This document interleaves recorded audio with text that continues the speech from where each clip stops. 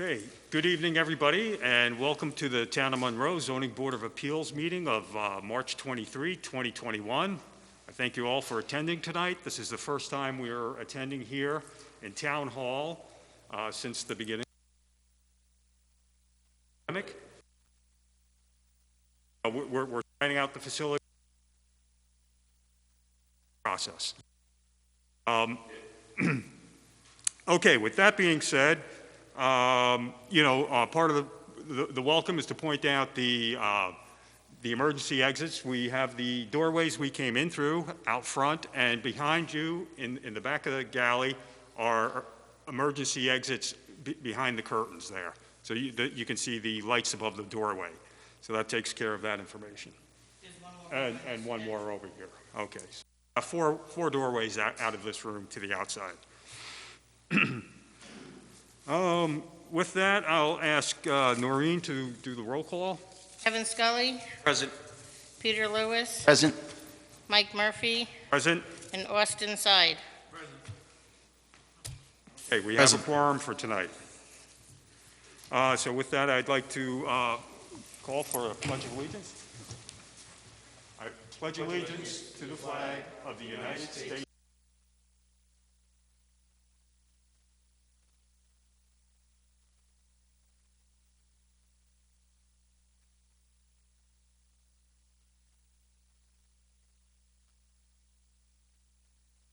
So we have a short agenda tonight. We only have two applications on. One is the continuation of the Tzba public hearing on variances for parking in the front yard and front yard setback. And the second item is a new project, the Pietro Fini interpretation of the code for multifamily housing that he has out there. So that will be done second on the agenda. So right now, the first item up is Mr. Michael Tzba.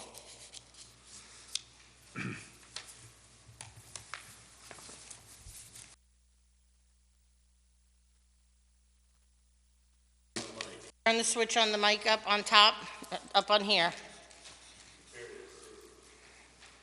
Is that it? Yep. Okay. I guess leave the mask on, right? Yeah, we're supposed to leave your mask on. All right. Do we start like from scratch or with these maps, the new map? They have the ones that came in the other day. Okay.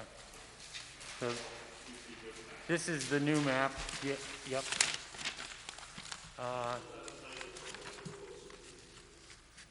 I'm sorry. Tzba. Move the microphone closer to you. Oh, okay. For some reason, somebody's coming through real echo. Up the top, oh, it's probably affecting his hearing aids.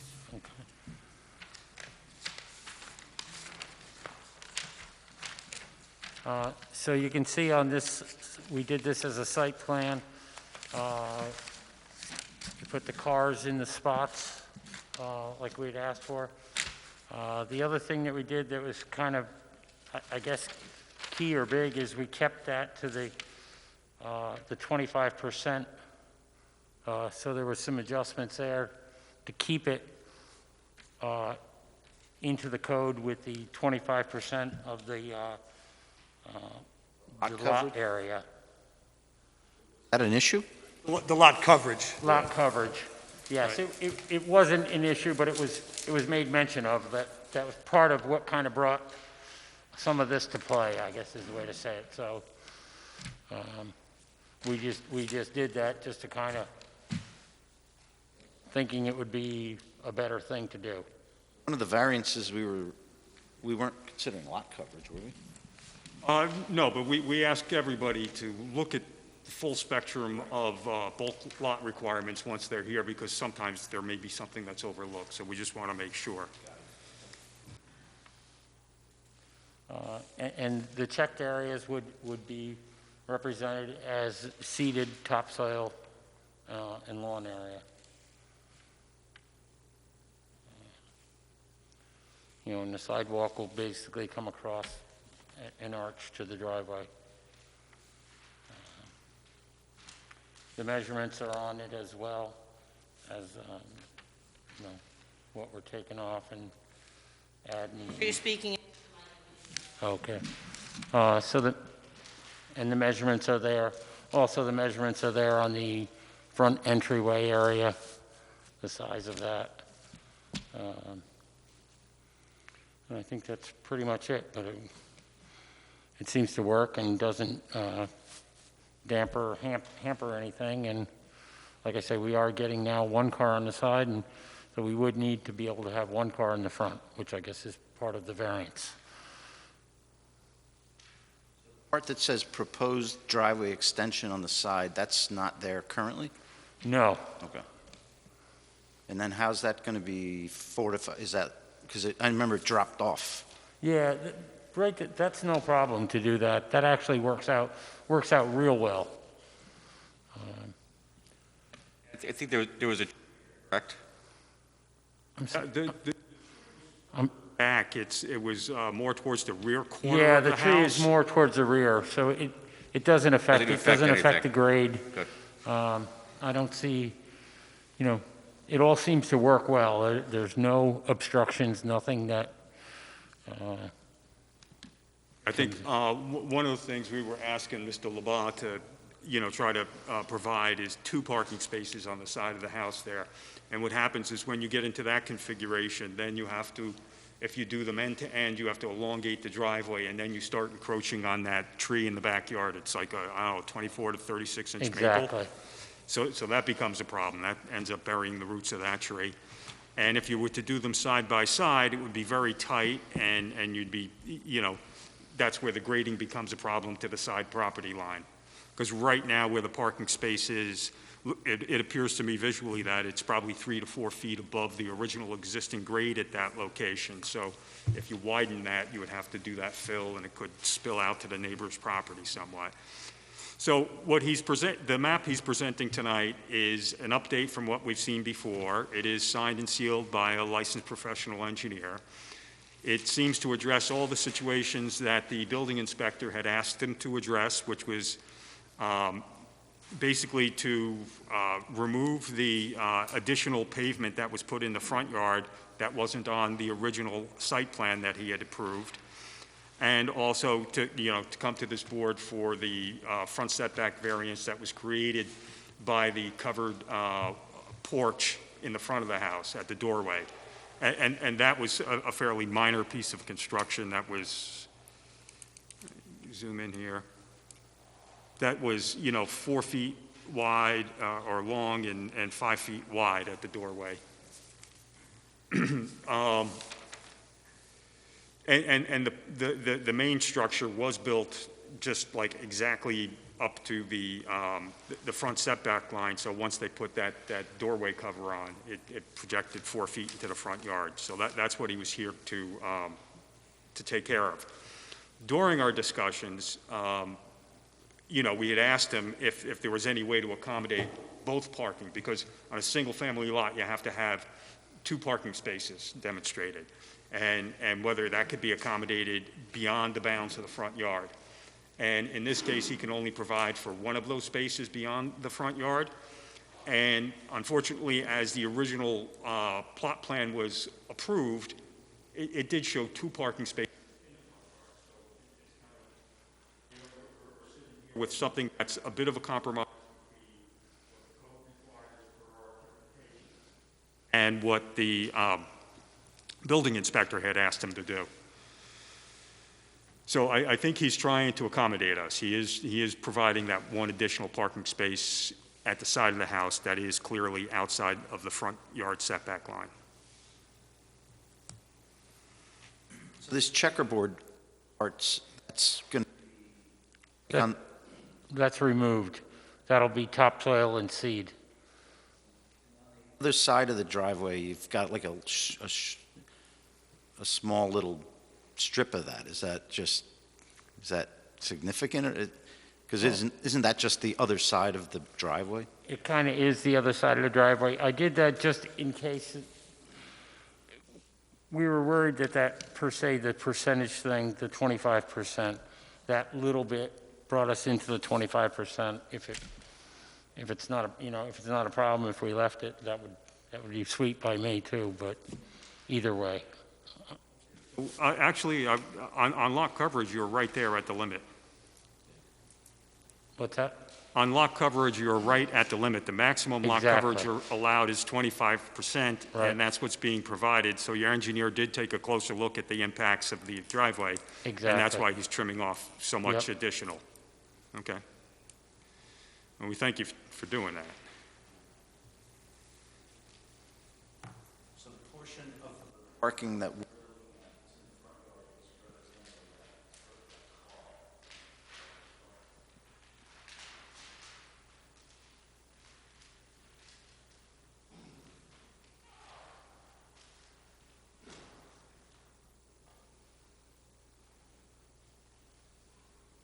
Well, I don't see anybody here from the public who would like to speak up about this application. Does the board have any further questions? Has everybody been out to the lot to take a look? lot,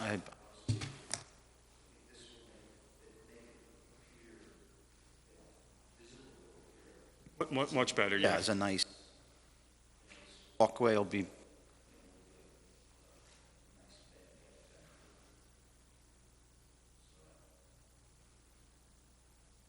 I agree with you, Peter, that, taking that extra paved area, that 16-foot wide strip, 30 feet long, out of the front yard, that's a benefit. That clears that up.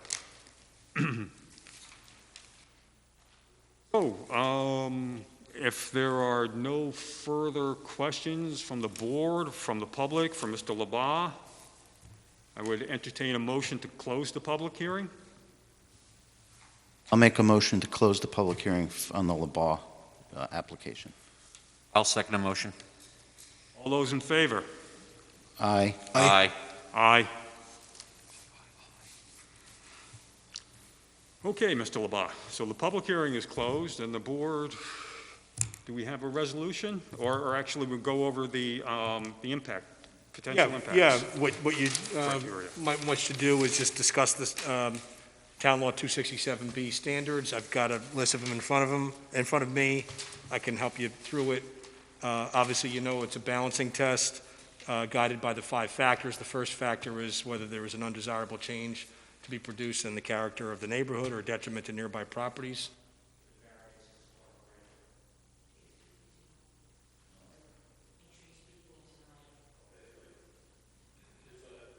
Did you get what I said, or should I repeat? No, you're good. Okay. I'll be more cognizant of it. So- Okay, so whether this is in keeping with the character of the neighborhood, we've all been out there, the house exists, the surrounding homes exist, and you can see, in my opinion, that it's very similar to the rest of the dwellings out there, both in size and setback, and, okay. The next is whether the benefit could be achieved through some other feasible method.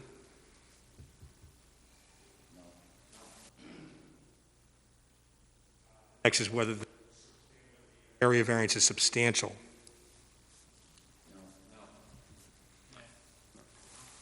Next is whether it will have an adverse effect or impact on the physical or environmental conditions. No. S is whether the difficulty was self-created, and as the board knows, when an area variance is in play, that's instructive but not determinative. I would just go back and just say that I'm not convinced that it couldn't have been done in a different way, but I'm not going to let that, stand in the way. I don't think it's yet.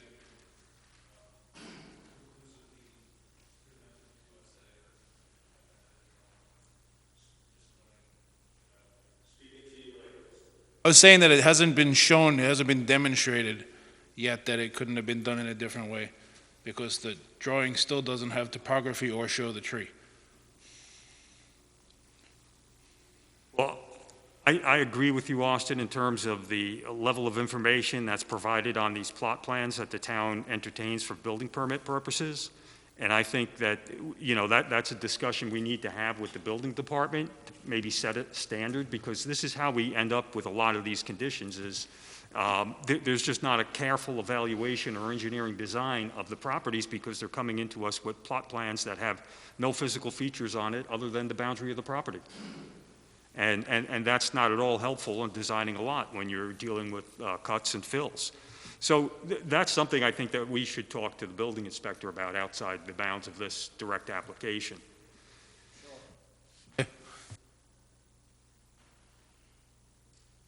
Okay, so it sounds to me like from the answers we've gotten, that on balance, is the board, sort of weighing in favor of it? And if so, is this, does it feel that this is the minimum variance that's required to meet the?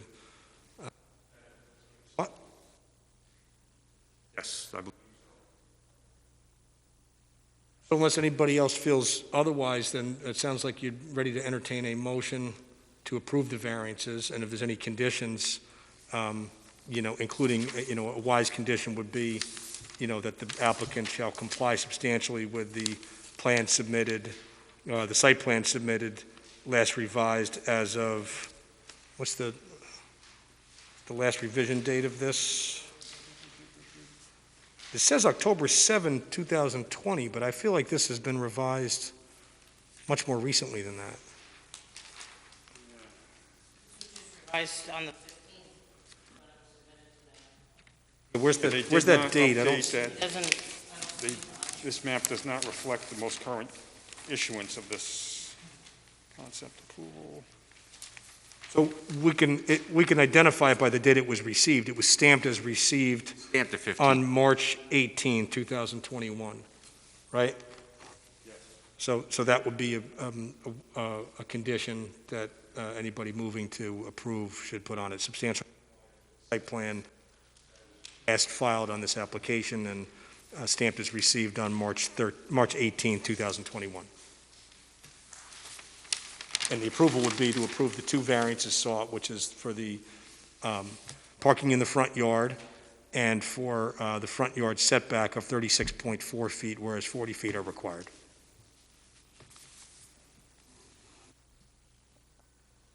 Okay, would anybody like to make a motion? Laban variances?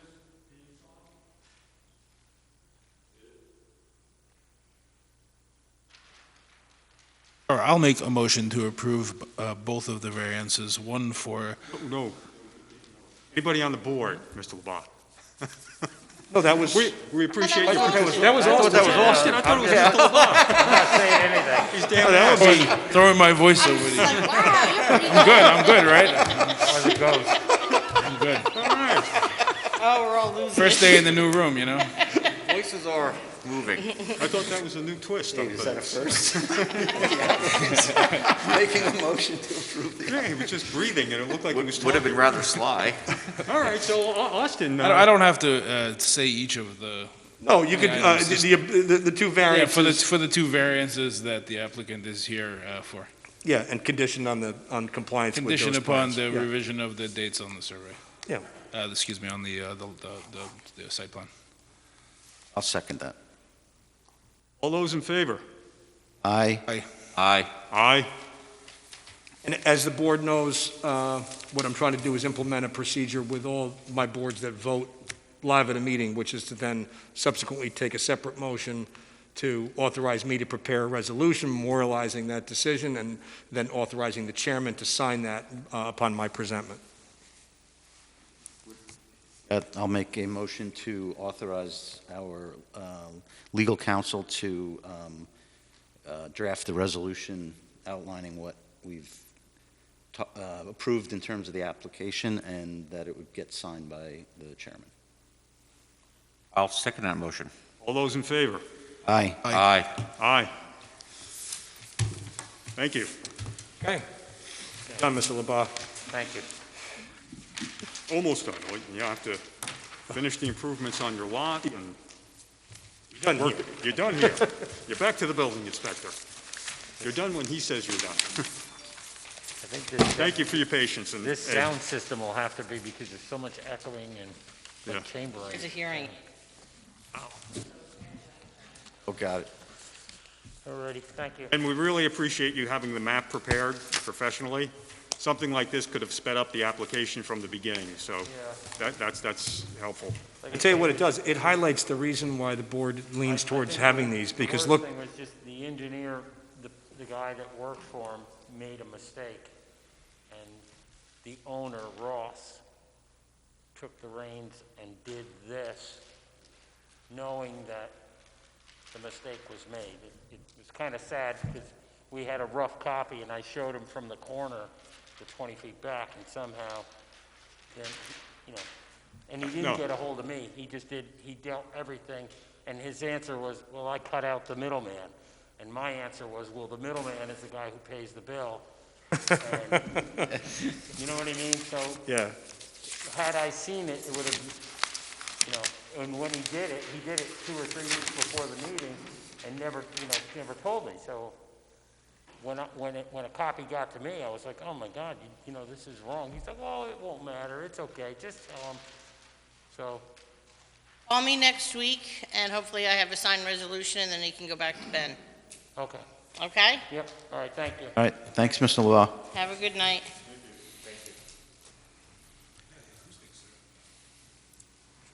yeah.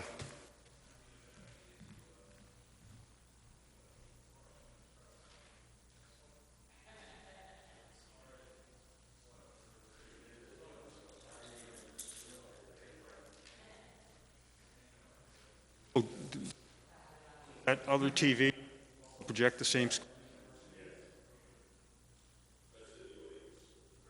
You have such George. a large audience. It comes out of that box there, the big one. Look at the benefit of having that, that plan that he submitted.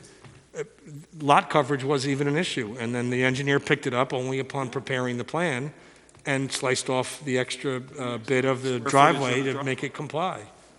Had that bulk table not been put on there, nobody would have picked that up.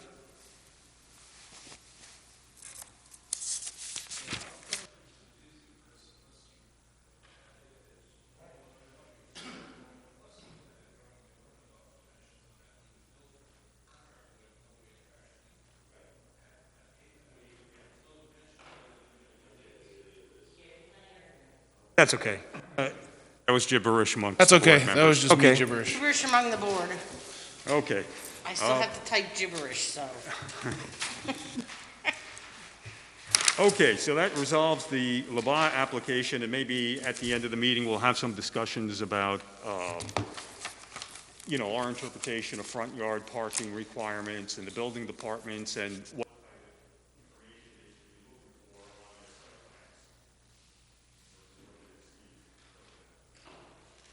Okay, so that opens the floor to our next applicant, Mr. Pietro Fini.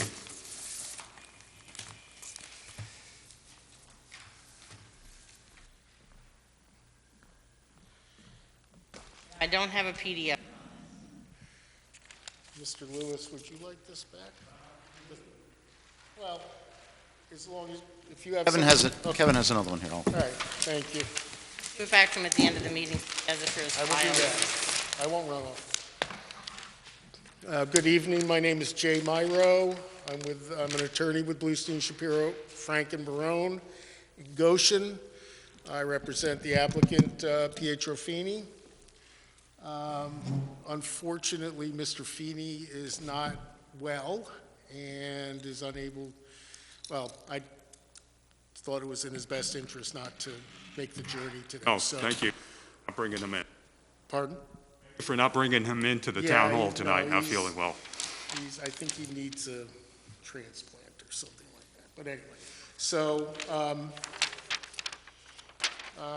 this is a little unusual, something that I haven't run across before, but this is an application basically for an interpretation regarding Mr. Feeney's property at 144 Feeney Road. If you look at the map, this is the only map we have. It's actually the site plan that's at issue, and it was from back in 1983. So, Mr. Feeney and I believe his brother, purchased this property in 1973. And prior to that, it had been, I believe, a bungalow colony. This is going way back. Back before zoning. Back. So at least, well, I think ultimately it was determined it went back at least to the 20s. So on the property were a bunch of these bungalows, which you see. There is this building that's labeled a single-family dwelling, and that's really the subject of this, of the application. Dwelling? That's the issue. Now, do the rest of the bungalows still exist? No, they weren't even there in 1973 when he bought it. Okay, well, that doesn't match up because this map is dated 1982, 40 years ago, and it shows, 1, 2, 3, 4, 5, 6, maybe 7, 8 bungalows. Total, there's buildings on this property based on this site plan that was prepared by Steve Deutsch in 1982, that was for septic system design only. The 5, yeah. Building. That's the one that burned down, I think. So what are we here talking about? Because if this map doesn't reflect the condition of the property today, and if this building has burned down, what's... No, well, okay, if I could... Because this has a lot of history to it, from what I understand, reading the application package. Here's basically what happened. According to Mr. Feeney, when he purchased the property, the bungalows weren't there, the And 10 years later... single-family dwelling, I'm sorry. I was saying, the bungalows weren't there in 72 when he purchased the property, yet in 82, when he had a map made up for the property, the bungalows are shown. So I'm confused. This was a map. If you look at the bottom note, it was a map used from the note on the bottom.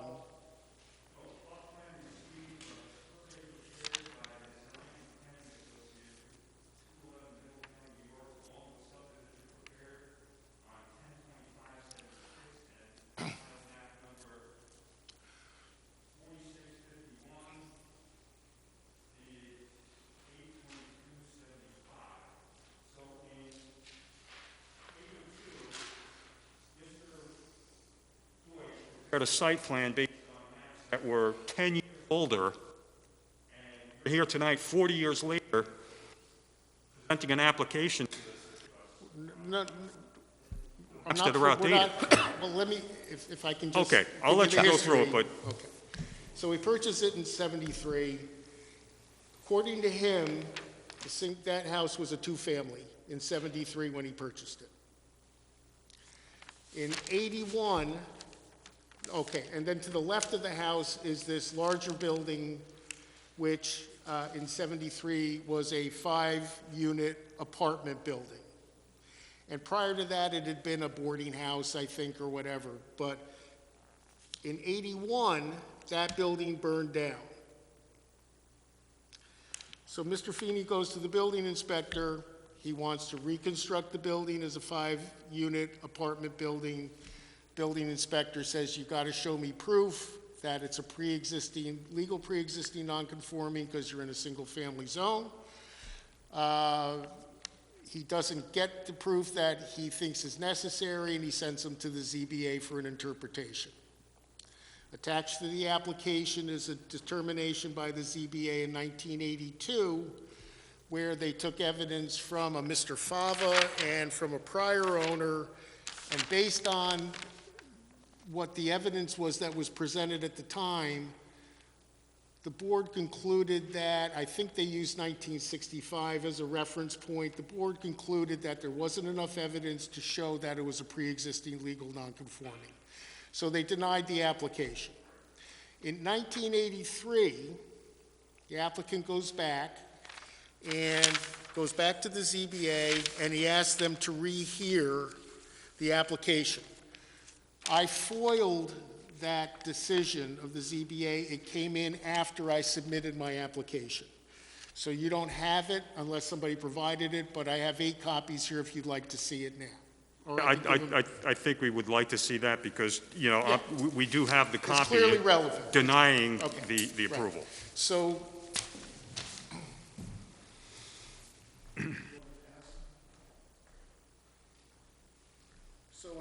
1982, the board concluded it in fact had been an apartment building. It was used that way, it burned down, but we didn't have enough proof. In '83, they come back, they ask the board to rehear that application. The board agrees to do it. There's evidence that was submitted at that time, going back to 1926, I believe, saying that there was evidence that it had been an apartment building prior. At the end of the day, the ZBA sets aside their prior decision, agrees that it's illegal non-conforming, and instructs the building inspector accordingly.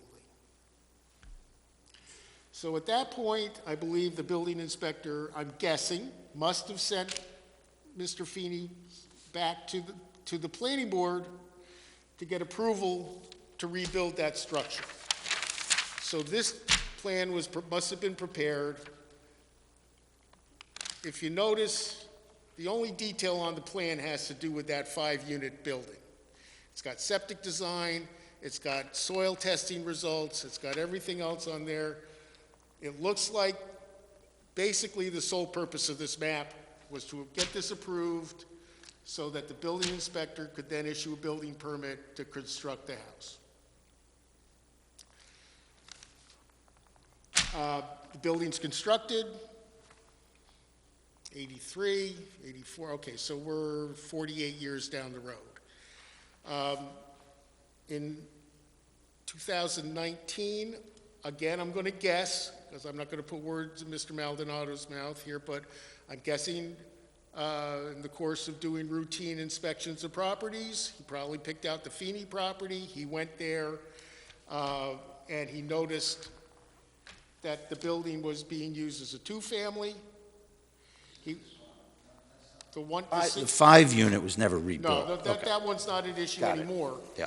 That one, we're fine. He went there, but he inspected the entire property. He did find a violation with an outbuilding.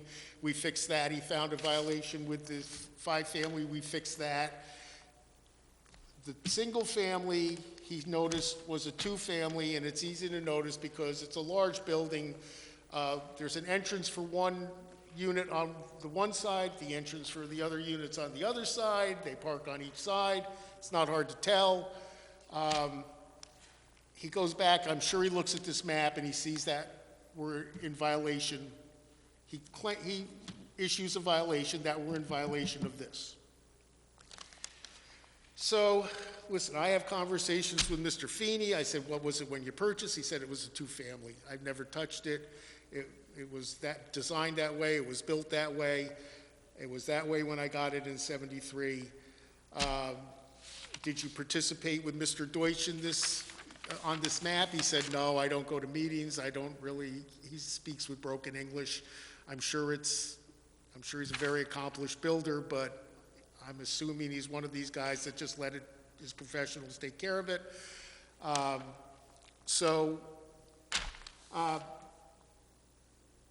right, so at this point, the point that I got the case, I try to determine what the facts are in terms of what's in the records to see whether or not there's any indication whether or not this thing was converted to a 2-family, whether it wasn't converted. In the package I submitted, I foiled all of the assessor's records. It doesn't look like there's anything in those assessor's records dating there's pages, but I can't find anything dating prior to '83 that indicates what the use was. Except, and I don't know if you guys can find it here, but there is a page. Oh boy, it's hard, it's not numbered or anything. If I can show it to you. This is one of the pages from the assessor's record, if you want to try to find your package. Yeah, in the application.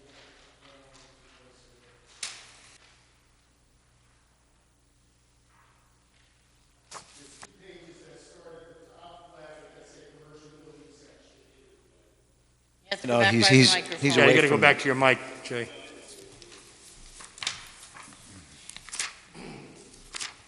Commercial building section, that's what it says, Yeah, I correct? think yeah.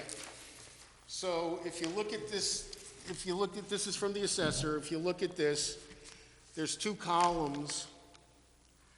The one to the left said that there's a building built in 1910, it's 3720 square feet. And then there's one to the right where it says the building was built in 65, and it has 2584 square feet. You guys seeing that? Okay, then go down below there where it says apartment section. It's right down towards the bottom third of the page. Apartment section. Right down, right here. Yeah, Okay, and below that, there's square feet to the left, 3720. And underneath that is 2584.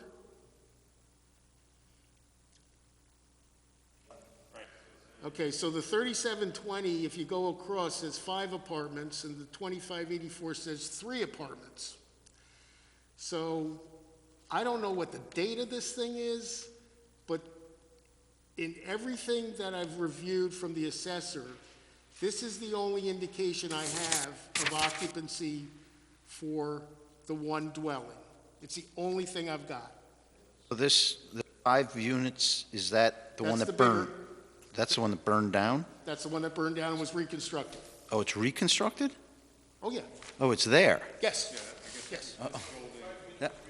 5 unit was I Yes, it thought you was. said the only that's unit what I didn't on this understand, property so- was that two-family. Yeah. No, no. All right, so there's After already they- multiple After they dwellings. overturned the ZBA decision in 83, they got this site plan approved, he got a building permit, and he rebuilt the 5 units.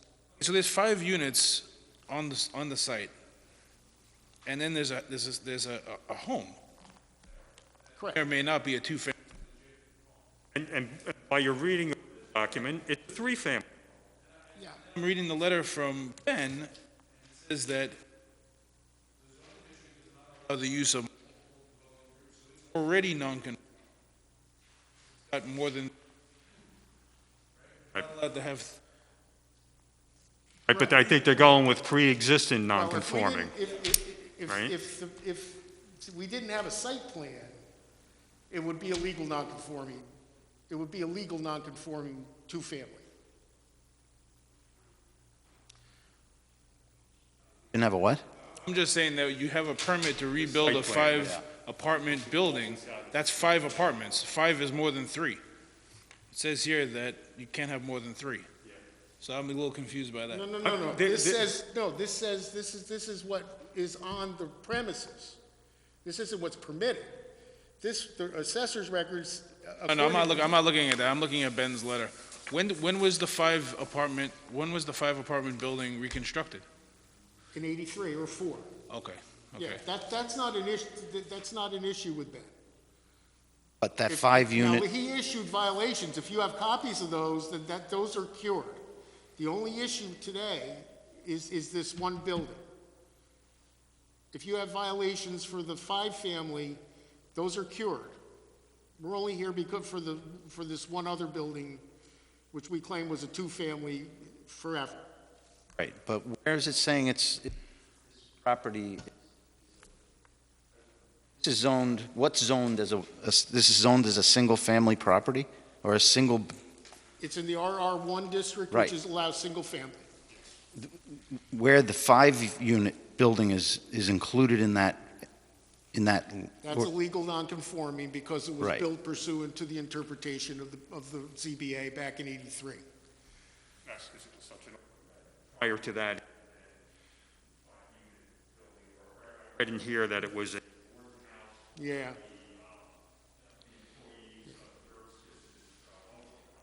Yeah, the ZBA said, you know what, we made a mistake in 82. Well, we didn't make a mistake, but based on the new evidence, it's a legal non-conforming use. You're allowed to rebuild it. It was rebuilt, and that's no longer an issue.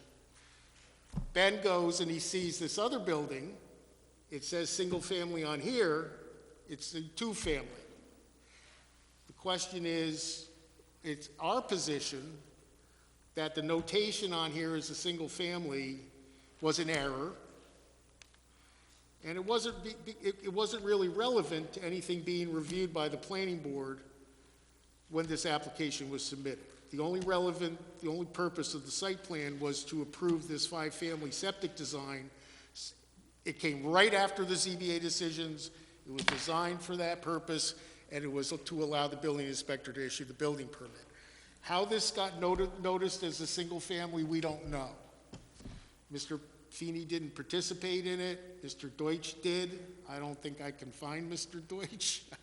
I'm not sure. Mike, maybe you know? Is he around? Yeah, I think he's not. I think his files were transferred to somebody else, but I'm not sure when that happened. So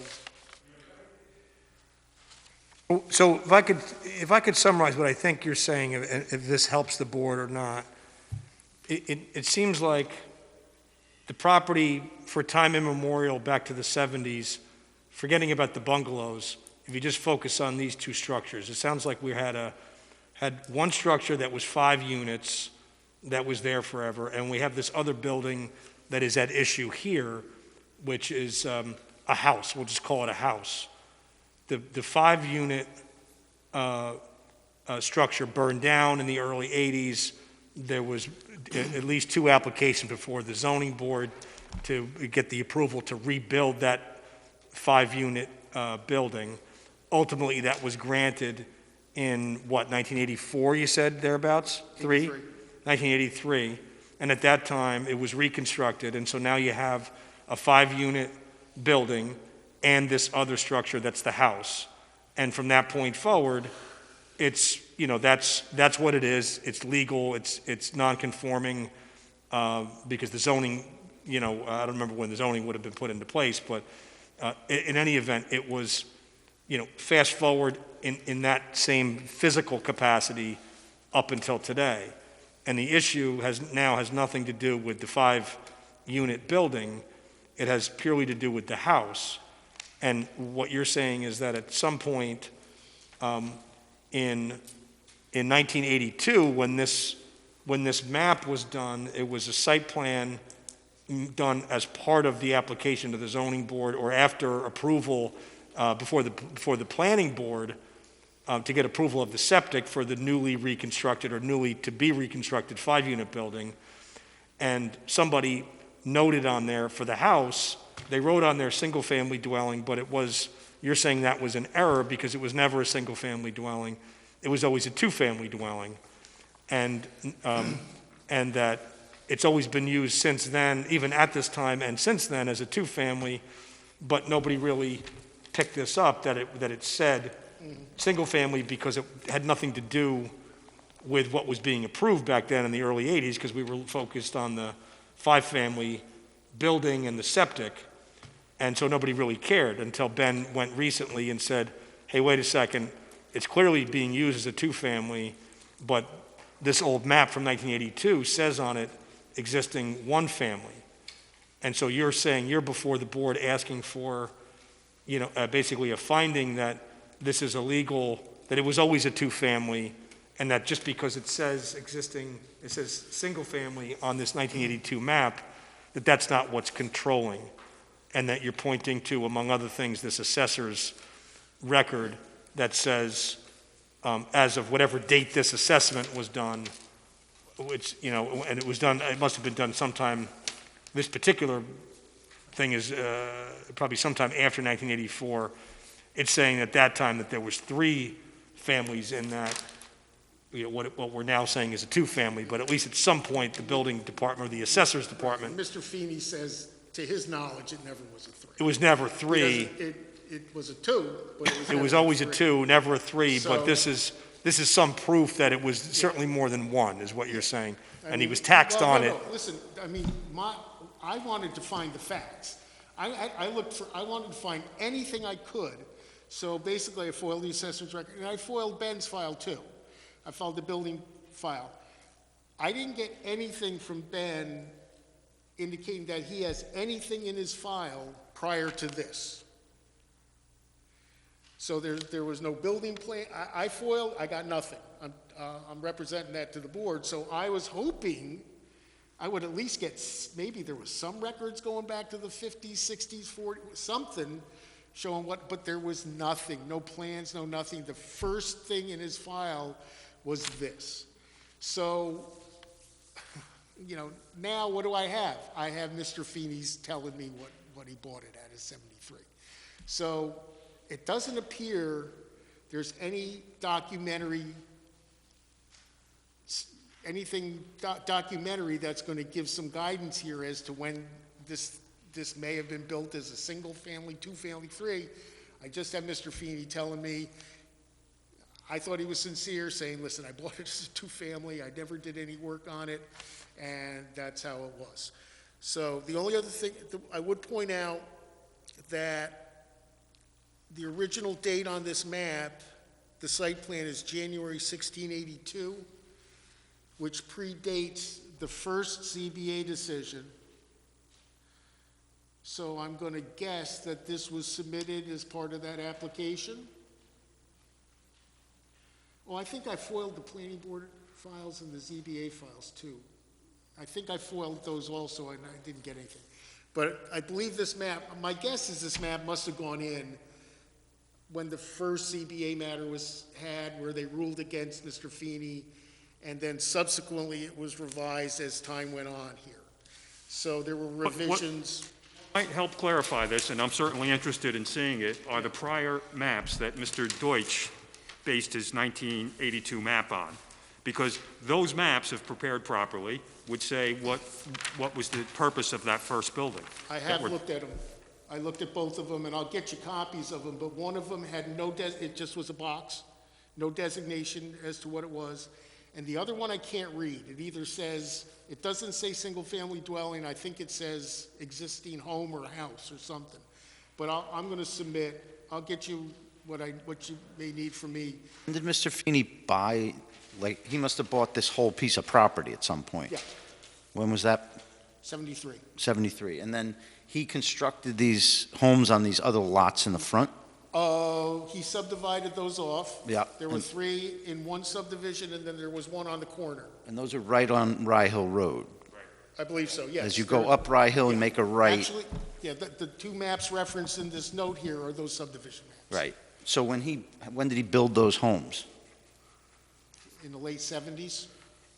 And he didn't have to redo, like, surveys and stuff with He only, these other? those subdivision maps, and I'll get, those subdivision maps had no detail for the large remaining lot, which is what we're talking about. It has zero detail.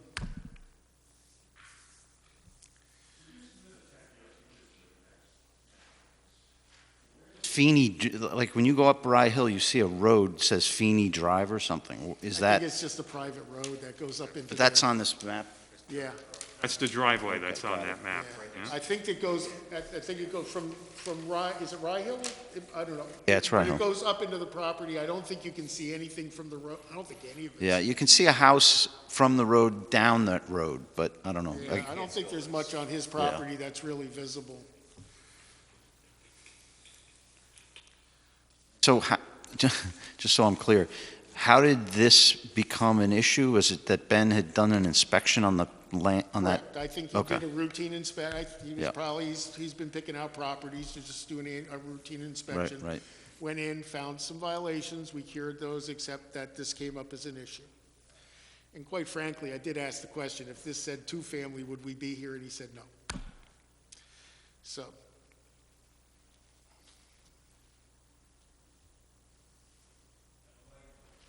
Like the folks before.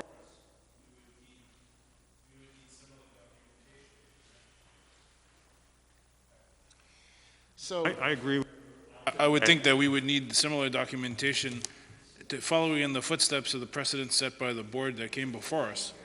It would seem strange to consider this without any kind of affidavit from somebody, because that's the precedence that was set. For what The purpose? other thing is I would really like to see an updated site survey, because everything we're looking at is 40 years old. It's based on maps that are 10 years older than that, and you're sitting here telling us, hey, two-thirds of what's shown on this map no longer exists. So we're only here to interpret whether or not And I see What nothing in the record. context of this There's- note was on this map. We're not going in for a new site plan. Well, the only thing is whether this was an error, and it's a legal two-family non-conforming. It's a legal non-conforming two-family unit, because it always was. And all we have to go on is Mr. Feeney's word. Right. There's an approved septic for a building right off of this. This is an existing. And then the other thing we get into is we have 5 units in one house, 3 units in another house. We got 8 units working off of a single well. I'm not sure what the cutoff line is, but that may become a private water company at that point. No, we have 5 units in the one, and we have 2 units in the other. It's Existing 3. house on septic? Is it 3? Is it 2? Is it 1? You know, Two. that's what we're, It's 2, it's always been 2. you're saying 2, the record says 3, the record says The 1. assessor's record had it as 3, Ben has it as 1. I'm telling you, the only competent evidence I've got is Mr. Feeney's word. And at the end of the day, I'll produce an affidavit from him, or I'll bring him in here. You can swear him in if you'd like. He'll give testimony. And that probably is going to be the only evidence that you got. There's nothing else. Existing house on septic? The existing single I or believe two, so. whatever. Everything up there. So if it's on septic, Ben had no problem with the water, with the septic, with anything. This is simply whether the use is. I'm this just is a saying that if you violation. can't find somebody to vouch that it is, maybe you can prove that the house was designed for two-family. Say it again? If you could reverse engineer the septic design, you could show that the house was designed for two-family. You know, I'm reading the 1982 decision that was denied. The site in question is a former Gertzkis summer bungalow complex existing on the northwest corner of the intersection of Rye Hill Road and Berry Road.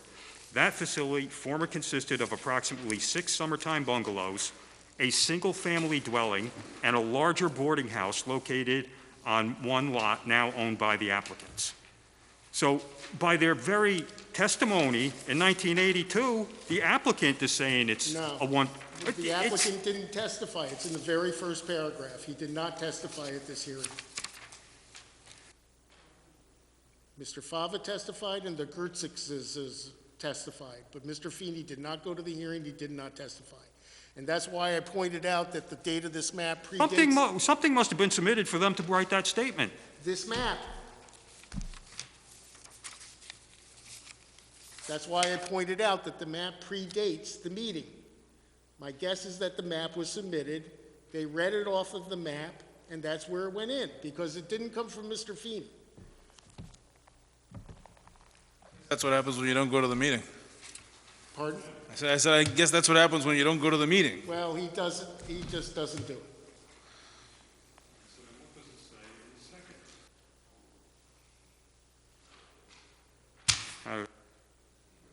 How many questions? Tough, it's tough.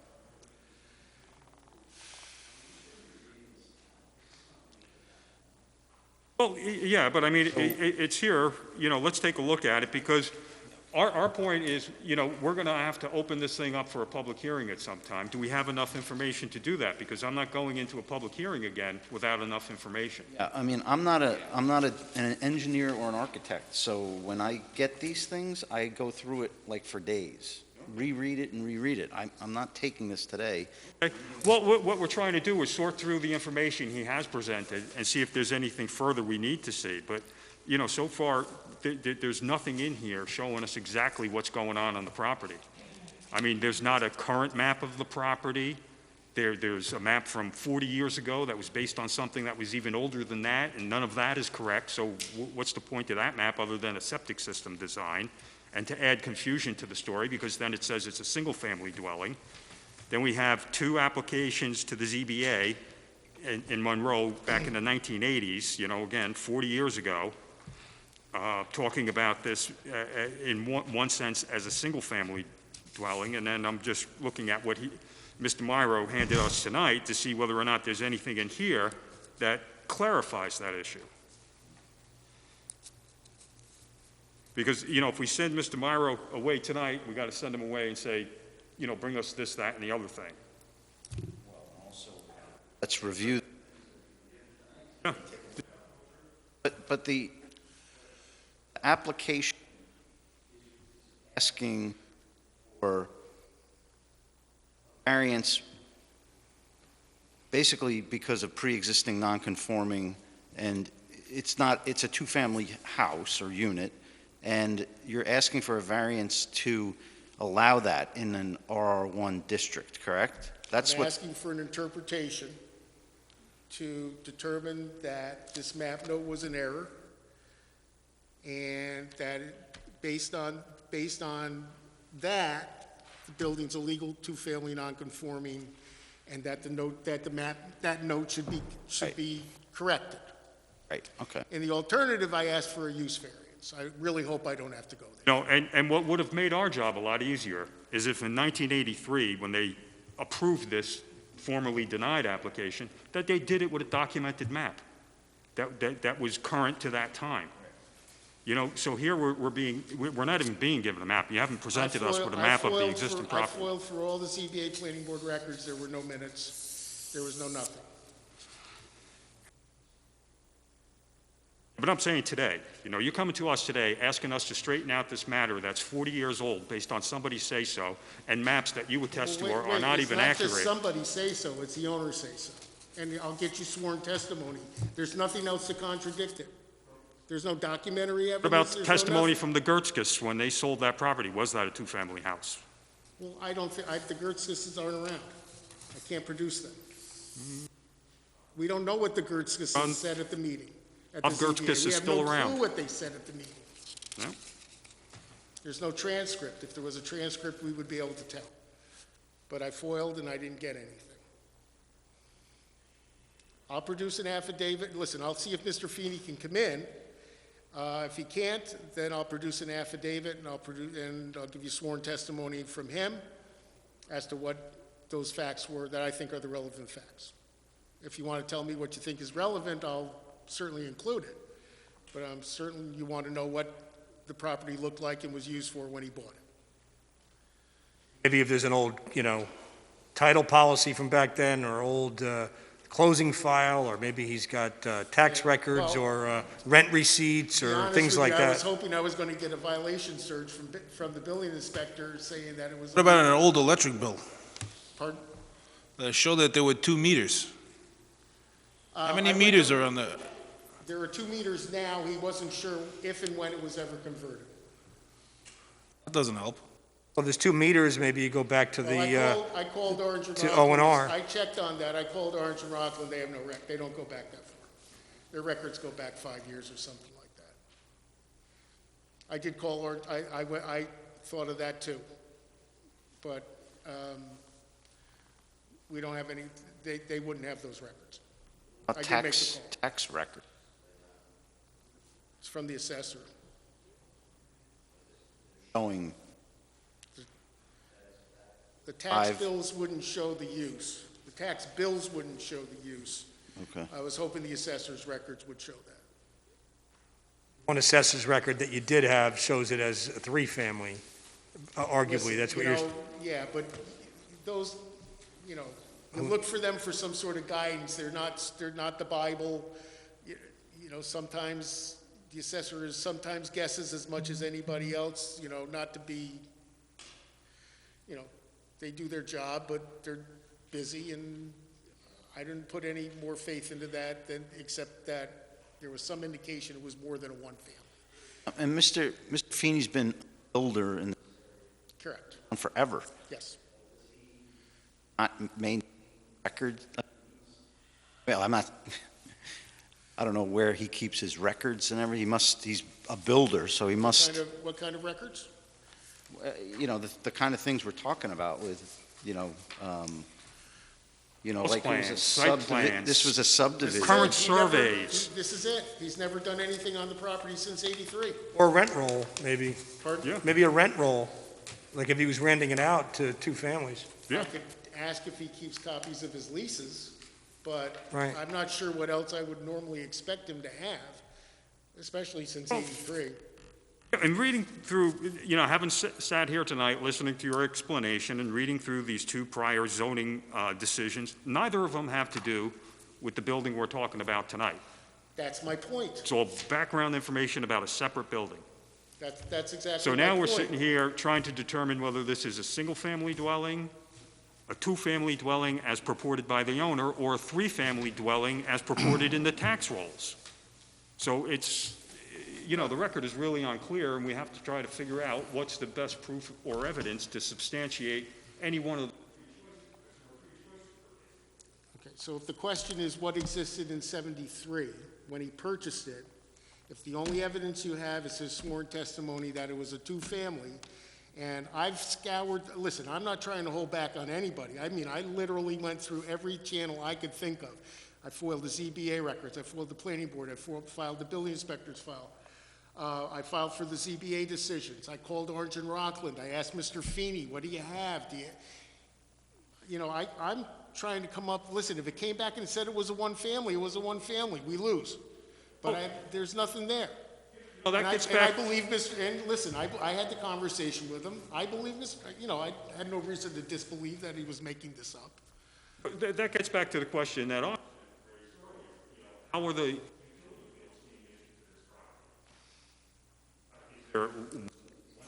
He doesn't Building have, is- I asked if he had his utility bills going back. Listen, I don't think anybody would reasonably does. expect to keep your electric bills going back to 73.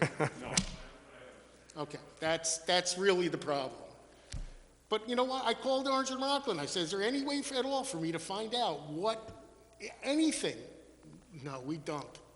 We dump our records after 3 what's years or current, 5 years. what is the current position out there? Are there 7 meters or are there 2 meters? I think there's 2 meters at the building. But I'll confirm that for you. Let me make a note. One on each building or one for this building? I think there's 2 meters for this building. 2 meters for this building, which would support that it's two, a two-family currently, obviously, And it's been operating But not confirm in it. that capacity since I don't know when. for some period of time. That's the question, for what period? So I guess we know, I mean, it's undisputed that it's a two-family now, that's why we're That's here. right, it's absolutely And so the undisputed. question is, how far back in time did that two-family use extend? That's the question. Right, when Right. the Gertzkis owned it prior to Feeney, was that a two-family home? So, listen, What was the date that the zoning code would have kicked in? Because it may or may not be the date going back to the 70s. It would be the date, at the time of enactment? if it wasn't an issue. Oh, the okay. Current zoning says that anything I believe that existed prior to 2017 is the new date. That's when your new zoning was enacted. I believe anything prior to that would be illegal non-conforming. So would it be your position that if it was a two-family prior to 2017, like what's the bar? What should the board be examining? Is it back to the 1973? Well, Is it your 1984? Is it? Can't be 2017, because, Can't be, right? You get zoning revisions all the time. It's got to be based on the zoning that was in place at.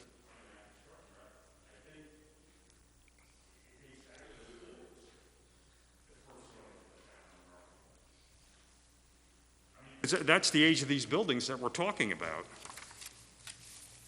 So the best evidence would be going back to the time that Mr. Feeney bought, like if we can get back to the 70s. Yeah. Right, that's really just trying to frame the issue, so we're not moving the goalposts. What are we looking at? What is the board deciding? That would be the issue. And Oh, the Mr. zoning- Feeney's going to say yes, and if he's got documentary proof to back it up of any kind, that's what I think the board would be looking for, which I think obviously you know. Right, so the tax file has the 5-family or the 5-apartment building being constructed in 1910, and the building application. What was the zone when that was it allowed to be?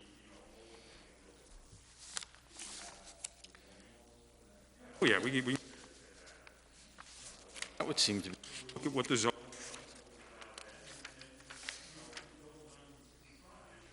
Record.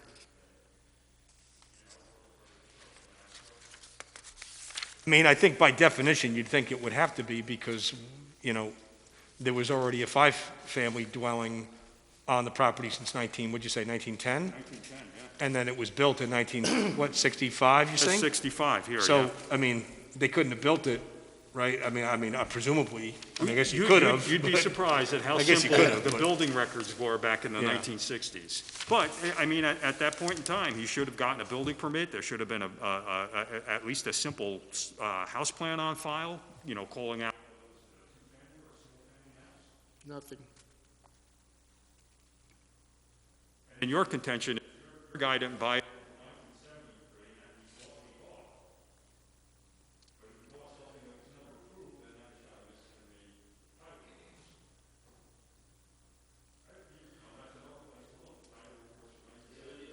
Title report won't show you won't show you improvements.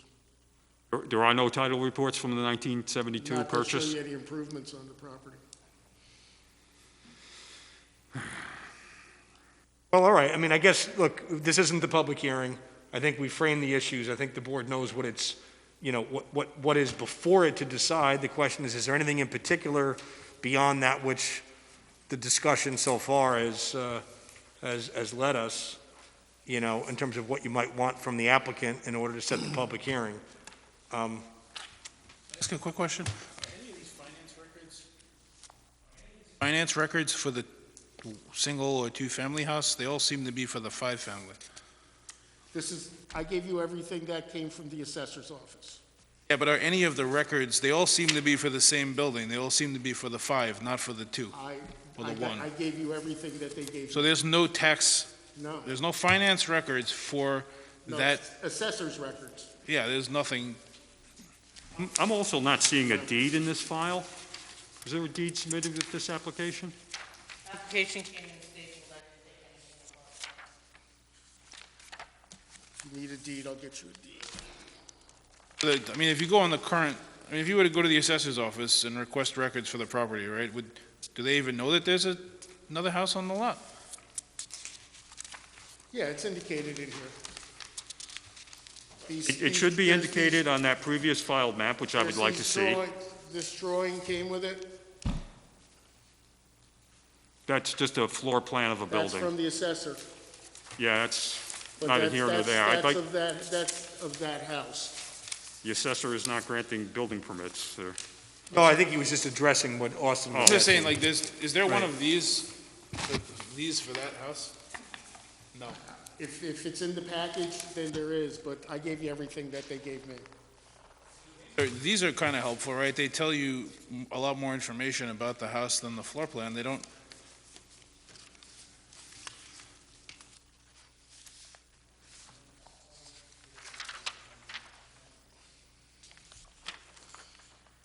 Well, there's the interesting, the one says, when you get to those sketches of the floor plans, one says building 1, and then the other one says building 2. Is the one that says building 2, is that That's the one That's the house at issue. and it says 3 units at the bottom of it. It's not. Am I looking at the, Oh, yeah, yeah. 3 units, and on the other one,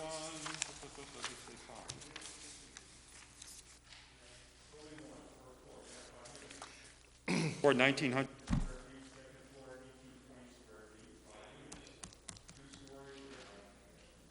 Okay. So we're looking at the tax records that show sketch plans of each of the buildings. You have Building 1, which was the 5-unit dwelling, that's not in question, but that shows a first floor area of 1,900 square feet, second floor area of 1,820 square feet, having a total of 5 units. Then on building number 2, it shows a first floor area of 1,420 square feet, second floor of 1,164 square feet, and that has total number of units 3. So that's consistent with what's in that other tax chart that we were looking at before, where it calls out, the total number of units, 5 for the big apartment building, 3 for the smaller. So whenever all of this was put together, that was the condition of the property. Mike, which page did you see that? 5 and the 3? That I got, but where was the chart? that was, here, let's go a couple of pages prior, Oh, okay. this one. How long has the assessor been with the town? current assessor? Yeah, 3 months. I guess that answers that question. All right. I believe you need to get from Orange.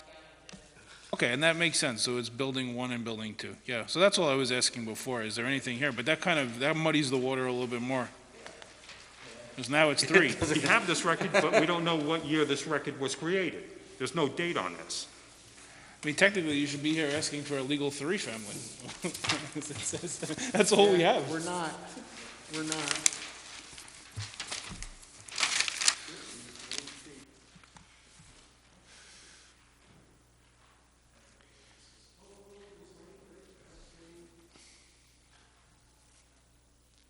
Date of reappraisal, 19. That's what? That's the latest? The latest. Yeah. How detailed they went into doing an update, I don't know. Prior to that, it was November 13, 2015. So I don't know if these reappraisals are just, adjusting the tax value of the property based on this record. But that's what's on record as of 2 years ago. Which page are you on? The cover page to that tax and finance record that you gave us. That's a good point. I think in the future, we should have the applicants number all the pages. This one? This Well, one I right here noticed is up on the, the screen. Oh, this The one? sketch, the floor plan sketches have a date on them of November 13 of 2015. And that's current, that's consistent with this record Okay, page I also, see it. because that's the same date, 11/13/2050. Then date of reappraisal, 3/19/2019, and nothing was changed in terms of the number of units. Right. So I'm guessing that there was no site visit conducted, it was just a matter of updating the value of the property based on what was in. But that, I think that one page is, 2015, yeah, in 2015, if this is when all this record was created and these sketches of the floor plan were created, then that's, Oh, yeah, so, yeah, you can see, the reappraisal cycle, the date of last physical inspection was November 13, 2015, and then the date of the reappraisal was March 19 of 2019. So that's it. So there was boots on the ground November 13, 2015.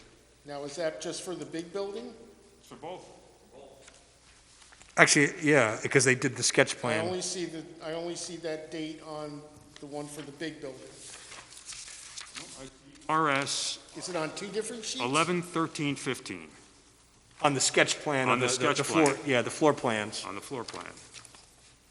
Right, so if you look up at the screen, that's right where it is. And that's consistent with the cover page on that Right, tax okay. and finance I got record. it. Photo timestamp. I'll ask about that, but it's not a three-family.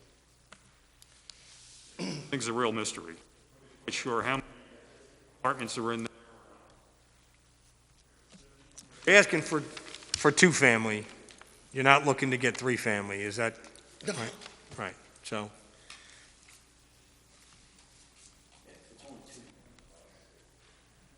But, true, and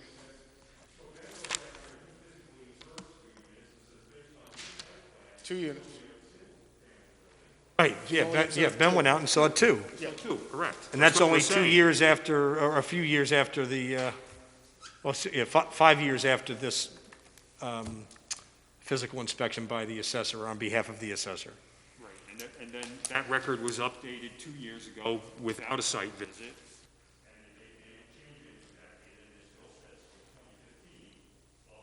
Still own the property. Record said they were. Well, okay, so, sounds like we've done a lot of work here unwinding some, at least everybody now, I think, has a handle on what the application is, because it's not your everyday application. And so, I think you've given Mr. Monroe some, some ideas on the types of things you'd like to see. Is there anything else in particular that you want to communicate to him that you'd like to see I'm for the interested- public hearing?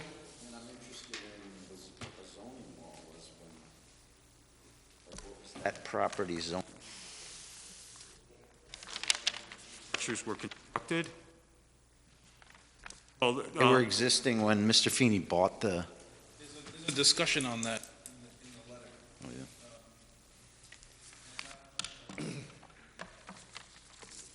Sorry, in the finding of fact and opinion. Discussion about like, dates and fact and when. Kind of there, It's on page 4 of that. Well, I think documents I would like to see is the deed that Mr. Feeney bought the property with, to see if there's any definition in that deed, because the deed should always be part of the application. And also, if the map that Mr. Deutsch prepared in 1982 was based on previous subdivisions, I would like to see those filed subdivision maps. It looks like filed map number 4550. It's 40, It's 51. 4651.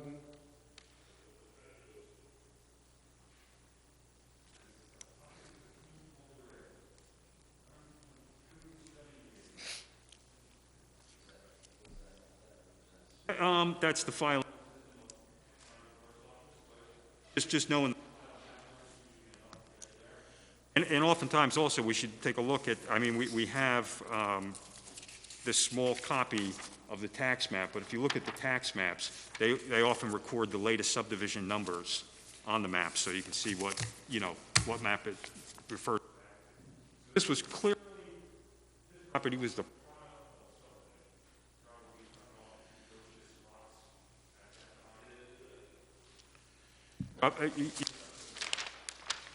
and then there was the follow-up Feeney subdivisions creating the 3 lots along, or the 4 lots along Rye Hill Road.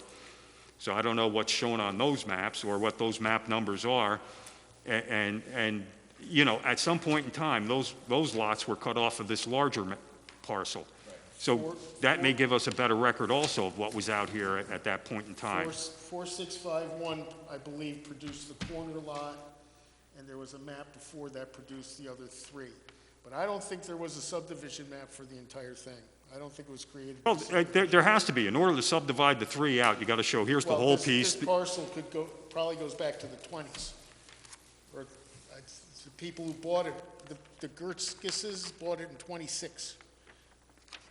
Right, but then the Feeney bought it in 73, and when he bought it in 73, it was obviously larger than the 11 and a half acres that's shown here. Then there was a subdivision that created these additional lots along Rye Hill Road. The 4 lots on the bottom were created by subdivision. Correct. Those are the 2 maps. I can get you those 2 maps. That would help us at least see Yeah. what the history of this property is. Yeah, the remainder parcel was just existed. It wasn't created by subdivision. Yeah, but it should be documented on those subdivision here. maps. That's what I'm saying. Is it should show as part of the existing conditions of that overall tract of land, here are all the buildings upon I'm it. telling you, Mike, it says here that it was 13.2 acres, and then you see it's crossed out to 11.5. Right, so Yeah, so that was that represents the 2 acres that was cut off. For whatever it may be worth, I just randomly Googled for Stuart Gertzkis and Lena Gertzkis, and it comes up with phone numbers and an email address and an address of 324 Rye Hill Road in Monroe. I don't know, is this 324 Rye Hill, or is that like nearby? I'll see if they're around. Probably right here. What's the phone number? I've got 2 different phone numbers. I've got one that says 845-783-9373, Okay. and that's, there's a person named Claire Gertzkis and Stuart Gertzkis, both with that phone number. And then there's a Robert R. Gertzkis, that's 845-782-7388, for whatever that may be worth. And it looks like an email address. Hold on, that was, Yeah, and the Gertzkises have been here since this originally a bungalow. Gertzkis. Who knows? There's an email address that's c-something@hotmail.com, but it won't give me the full thing. Anyway, Lena and Stewart? Is that who you said? it was not, it was Stewart, but it wasn't Lena, it was Okay. Claire. Stewart. Yeah, the one I looked at was definitely Stewart. Okay. I just took So- a, So if you look at the, I took a screenshot of it, I could text it to you if you find it helpful. and if you look at the site plan that was presented by Steve Deutsch, one of the adjacent properties is now informally S and C Gerskis. So that's Stewart and Yeah, Claire. back in 83? Okay, I'll double check that to see if they own it.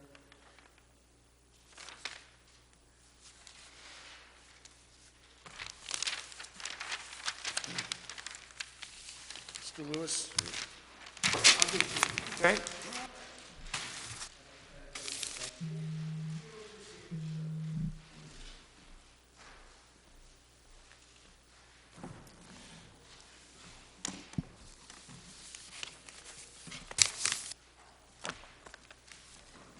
Right, so what's the board's pleasure? Do you want to, do you want to schedule it for a public hearing and have the applicant No. submit the stuff in the No. meantime? You want to have the We can't stuff do that. No. for consideration for the next meeting first, and then have one more meeting before considering putting it on for a Yes, public hearing? we want to have a meeting before considering putting this on, because we're sitting here, we still don't have the information we need to determine, what the current state of this property is and what the record shows. We've got half the record here that says one thing, the applicant is testifying to a different thing, and it's just all over the place. We got 3 different pieces of information that says this building is either 1, 2, or 3 family dwellings. We're asking for 2. For the building inspector. That's true. I didn't ask if you were ready for a decision.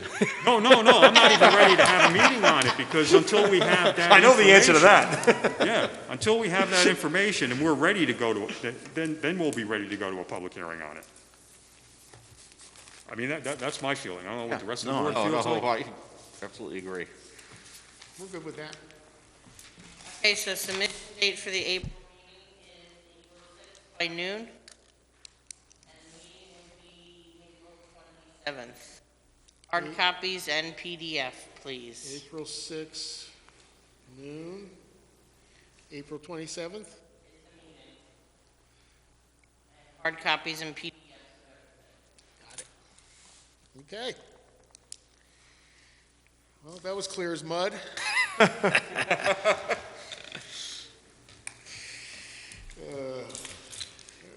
We'll get there, Mr. Monroe. I hope so. All right, thank you very much, I appreciate it. Have a good All right, night. Jay, thank you for coming in tonight. You're welcome. Good night. Take care.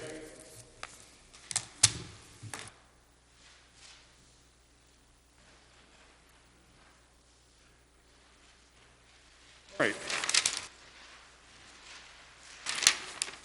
So, before we close the meeting, I'd like to discuss with the board, some of the predicaments we've been put in due to our interpretation of what the code is, the building department's interpretation of what the code is, and I think one of the biggest things we're having problems with is the level of information that's presented on site plans for building permits. Because people are coming in with these incomplete site plans, and we're being asked to make decisions on maps that are totally inadequate. It was one thing to get them, to get the applicants to recognize we require an updated survey for the property. This applicant too, I would like to see an updated survey of the property. It's just that, we get to these meetings, we're making decisions, we're looking at maps that are 40 years old based on maps that are 10 years older than that. Wanted an interpretation, wanted to meet with the board first. My I'm telling you, he's interpretation going is to that ask you for it. it's a one-family dwelling based on, the map that was presented in 1982. But I don't want to go back to that application specifically, but I think that, we've been faced with this parking in the front yard issue a number of times. We read it one way. I think the way the board is reading back from the road all the way across the width of the lot. The building inspector has in the past, on smaller lots, interpreted it as the front yard only applies to the portion in front of the house, that he does not want to see parking there, but he'll let them put it off to the side, which is the way he approved the site plan for the LeBeau lot. So, by the time Mr. LeBeau gets here for his variance, he's coming to us with this hardship that was somehow self-created because he overpaved, and then also partially created because the building inspector accepted a plot plan that did not show the proper requirements. We're going to continue probably even to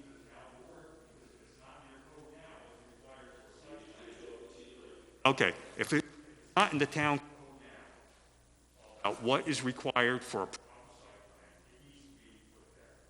because I am very familiar with what the requirements are for subdivision maps in the town of Monroe, and it calls for all the right things. You got to show the grading, you got to show existing vegetation, you got to show the demolition that's going to occur, what your source of water and sewer are.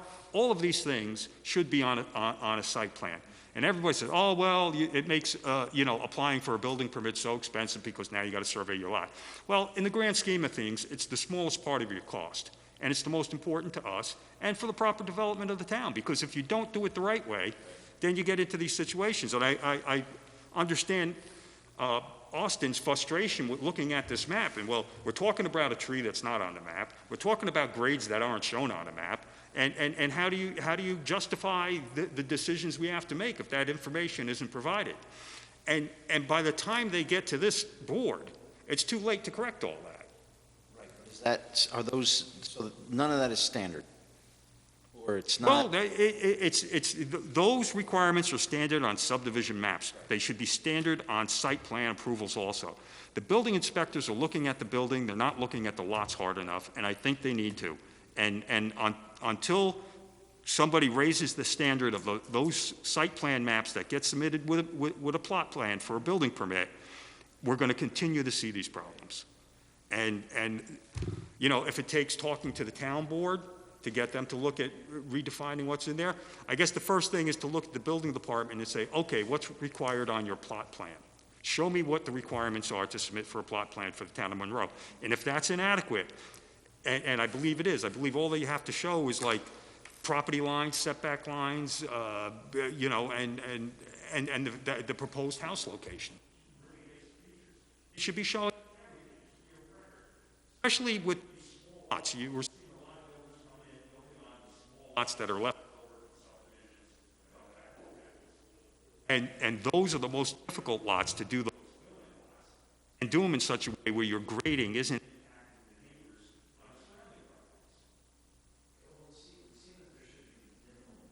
Requirements. Yes, and there probably is, but I think they're too minimal. Right. They're not getting them the information they need. Right. I mean, like the things that you request now.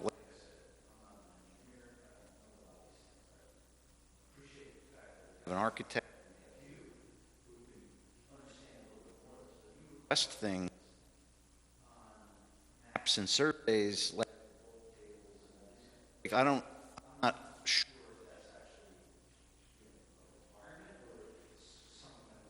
Or a good idea, right? It should be a requirement. Right. Back in the 1980s when I first started working in engineering, I worked for a small engineering firm around here, and I used to do plot. And you had to show that. You had to show requirements, demonstrate to the building department. But I also know from that experience that they never required grading and, in any grade. So, while that high level of detail is required at the planning level, it doesn't translate to the building department level, and that's where it needs to be now, because we have so many of these pre-existing small lots up with these. What's the form? Have a working.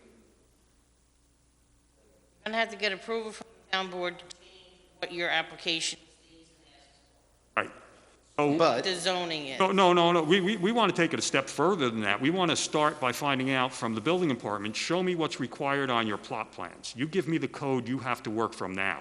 We'll look at that code and tell them what's missing. And then we go from there. And Let's because talk I to know to Ben. change the town code, that takes an action of the town board. And if we have to make that case to them, we will.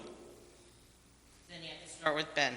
Yeah, definitely start with Ben to get, he's the front line on all of this. He receives all these building permits and has to issue the building permits. So we start with him and see what his criteria is as per the town of Monroe code, because I'm sure he's complying with it. And that's where I think we're falling flat, is that we don't have all of this requirement in the building permit application phase. That's where it needs to be. That's when you're executing the work. That's just a town meeting. Yeah. Have anything? Oh, no. I meeting think we can just have a conversation with him initially, and have him send to us, what's the code you're working from? We'll read through that and see, okay, does this cover everything? Or is Mike, please. he receiving everything that's required in this? Pretty particular building permits code. If it's not in the code,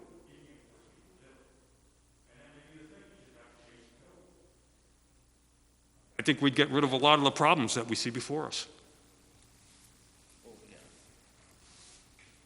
Or it better define.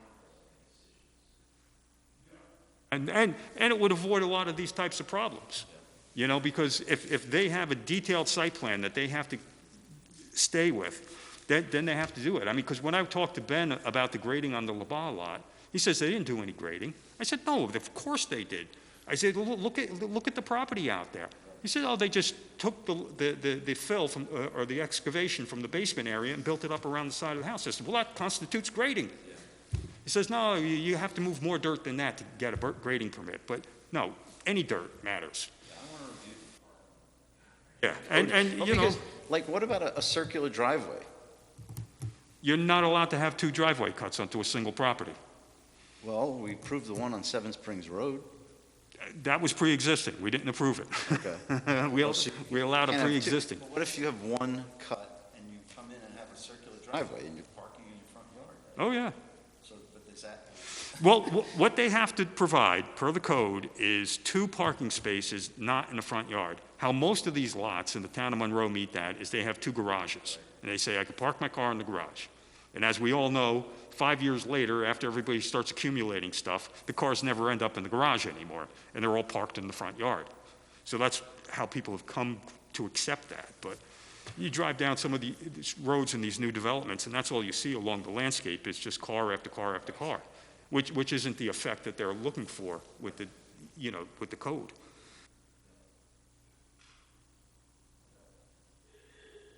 Anybody else? We have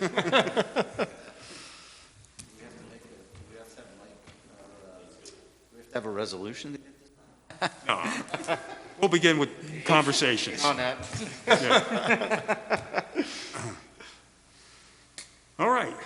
If there's nothing else, would anybody like to make a motion to close the meeting? Motion to close the meeting? I'll second. All in favor? Aye. Aye. And thank you all for coming out tonight. Yeah. All right. All right.